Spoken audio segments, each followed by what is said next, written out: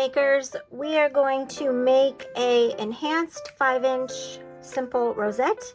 In your kit box, you will have all of the things you need: sparkle ring, inside ring, your choice of button where you can pick the image or text. You could do the year, or you also have the option to get an extra length of 1-inch pleating to do like a puff center.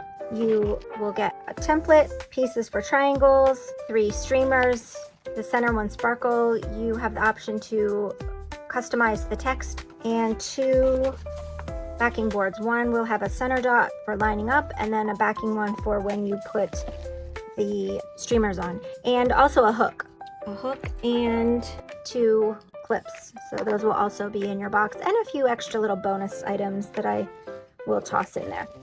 All right, you're going to need a stapler, a glue gun, and a template. I like to use this template. It's from US Art Supply. It's 8x8.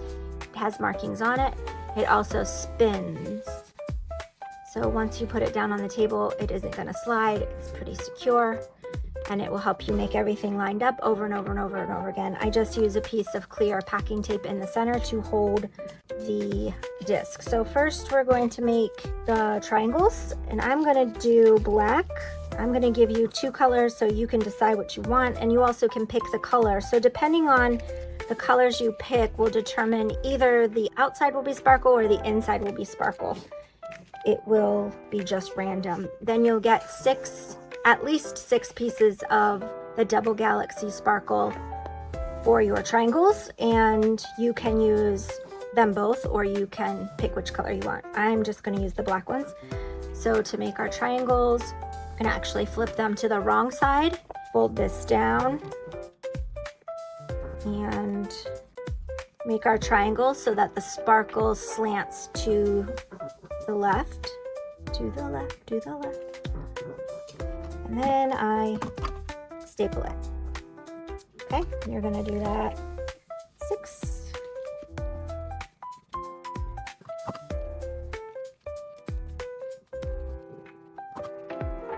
I'll also put one of these already made in the box for you, so you have a guide to know how to form the angles. But again, it's really to your preference. There's no right or wrong way, which is what makes this so fun. Okay, one more. Give it a little crease, not too much. If you want some dimension, you don't have to. And I just put the staple right on the bottom sparkle or in between. It won't matter because you're gonna cover it up. So, all right, we are going to put our disc down in the middle. Put our triangles. So this template has angle degrees on it. So I'm going to, and I've marked the outside circle where I want my points to go, which is going to go right outside this black line. So I'm just going to put some glue around here. We're going to put our triangles at 0,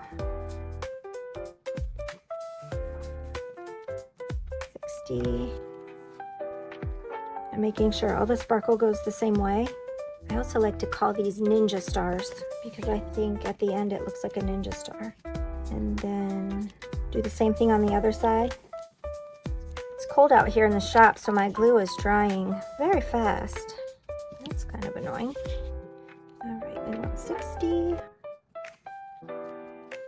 You can glue these one at a time if you want. I didn't do that. I only just glued a big strip. Usually the glue doesn't dry that fast, but it's very cold out here. It's about 22 degrees outside. And even though the shop is heated, when it gets super cold, this table is very cold. All right, so there you have your ninja star. Next, we're gonna do the center. So I'm gonna take my 7-inch outside pleating. Again, you've heard me talk about this before. You've got a bun and a hot dog. So you're gonna put the glue in a bun, put the hot dog in the bun. If you have a bit of thread from the pleating, I like to tuck that in and then take a clip that. You can set that off to the side.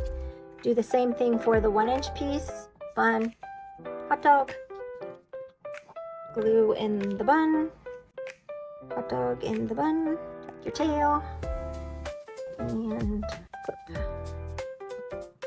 Okay, I'm gonna set those off to your side. Here is your former template. So we're gonna go ahead and put that right in the center on top of the center mark. Then I'm gonna unclip this, it's dry. Clips are genius because then you don't have to worry about killing your fingers pinching them. All right, we're gonna put glue on the triangles around the template, around the former. Don't put glue on the former because you're gonna take that out and use it again. If you do get glue on it, it will come off with some rubbing alcohol. All right, then you're gonna take your outside pleat between your thumb, first finger, and then on the other side I just have my back fingers just holding it. And I'm going to center that on the template, push it down, and then you can squish the circle pleats in. Push it down, get the glue dry, turn it. Now, if you want your triangles to stick out more, you can do that, just put them out further. All right, once you have that glued on, nice and tight, you're gonna take this out, save it, and then do the same thing with the 1-inch. Take the clip off, put some glue around the stitch. Same thing, put it in the middle on top of the seam. I like to push it out with my hands like that a little bit to kind of get it stuck. And then also in your box, I'm giving you a pusher button. This is a blank button that also you keep because it makes putting this in nice and tight easy. Just push that button in, push it down, give it a little twist, and what it's doing is it's flattening out that stitch line. Slippery. It's flattening out that stitch line so that when you glue your button in, it doesn't come out. It's nice and flat. All right, you're gonna take that out, and then you're going to carefully, sometimes I have, like there's glue on the back, so I gotta make sure that's clean so you don't get glue on the outside of your ribbon. Not that I've done that. Yes, plenty of times. All right, then on this seam, on the inside, you're gonna put glue. Not too much, just a nice, solid bead of glue. Okay, and you saw, I kind of do this to twist the glue off. That keeps the spider webs from happening. So after you glue, put the nozzle on the board and just give it a little twirl, and that will take the glue off the end, and it will not have you have billion spider webs everywhere. They're super annoying. All right, then you have to decide if you want the points up or if you want to have the points to the side. For this one, I'm going to do, let's see, I'm gonna do points to the side. So I'm gonna turn it a little bit so that I can center my button in the middle. So I just put a text on this button. You could choose a paw print. I have a Frenchie, I have a Dane, I have 3 different paw prints. You could put the year, you could put the dog's call name, cat's call name, your name, child's name, whatever you're doing. There's a limit of characters, but the text also works. Or if you don't want a button, you can do the puff, which I also have a video on how to do the puff. So I just push that in there on top of the glue, push it down with some firm pressure on the edges. Be careful you don't push in the center of the button because you'll pop it and it'll be flat. You don't want to do that. Just push around the edge, and then your top is all done. You're going to take that off, get rid of your template. I have downloadable templates too if you don't have a spinning one. I also have some custom ones coming soon. They are in production. I'm very excited about that. All right, so your top is done, and then you're going to want to put your hook on next. You have one of these hooks in your box, and when I put the hook on, I just put about 1 inch of glue on the hook, and then I hold it up, this in the center like that, and just hold it with your finger so it dries. Otherwise it could shift and slide and be crooked, but you can take it back off and try again. So now you've got your hook on. Next we're going to do streamers. So you'll have 3 streamers in your box. The center one with sparkle that will have printing if you want. If you don't want printing, I'll just send them to you plain. So we're gonna put the outside streamers down first. I don't know, but I'm messy when I work, so if you are too, it's normal. I'm gonna put the outsides down first and then the center in the middle. You can line it up. I like to put about 1/4 of an inch border on these small ones. That will give enough glue hold those ribbons down, and then at the bottom, let me see if I can move this camera. There you go, you can see the bottom. The bottom of these small ones, I like to leave a little space so it gives a nice dimension, and they'll come already cut dovetail like this for you, so if you buy more ribbon, you can use it as a guide. And then to put it together, all you do is you just put a line of glue at the top like this. Again, I like to shake it a little bit. That gets the spider webs off. And then just take the top, center that down, push it down a little bit.